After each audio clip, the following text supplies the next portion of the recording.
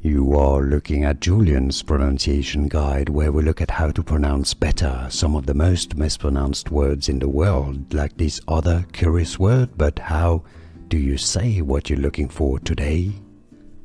Let's learn how to pronounce once and for all the name of this English novelist, journalist, merchant, pamphleteer and spy. For more names from literature, make sure to stay tuned. He wrote Robinson Crusoe, of course.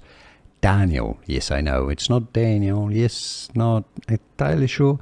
I think maybe he's got some connection with French, I believe so, let me know in the comments. But it's not Daniel, it's Daniel. Daniel Defoe. The French pronunciation would be Daniel Defoe.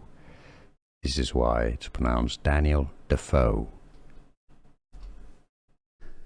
Here are more videos on how to pronounce more confusing words and names too many mispronounced. Like this video if you found it useful. I appreciate your support. I'll see you soon and thanks for watching.